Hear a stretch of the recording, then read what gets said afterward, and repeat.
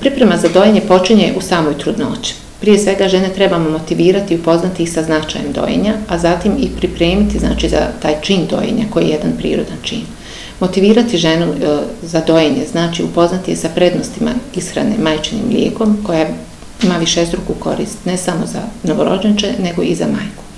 Šta se dešava? Žene se plaše nekad dojenja i nekih neuspjeha vezanih zato što se u početku dojenja stvara manja količina majčinog mlijeka nakon porođaja, mogu se javiti zastojne promjene na dojci, ragade koje uzrokuju krvarenje i bolan proces samog dojenja, zatim upala dojke što žena u velikoj mjeri može na neki način spriječiti da doji dalje.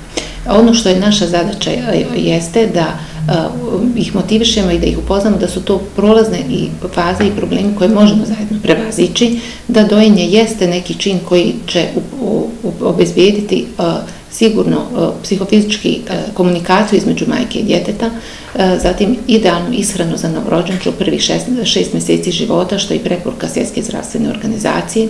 Sastav majčinog mlijeka ima idealan sastav što se tiče potreba za hranjivim namirnicama koje su djetete potrebne, jer nijedna formula koja se nalazi na tržištu nema idealan sastav kakav ima majčino mlijeko.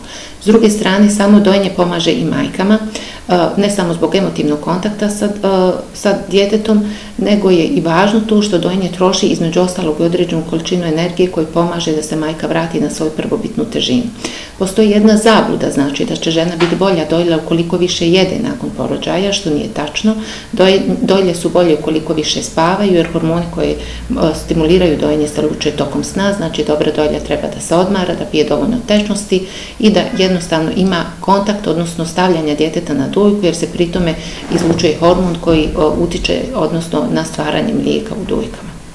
Naše pacijentice tokom trudnoće pripremamo za uspješno dojenje, mada i svi druge žene koje imaju poteškoće sa dojenjem ili su im potrebni neki savjeti vezano za to mogu se javiti na našu kliniku.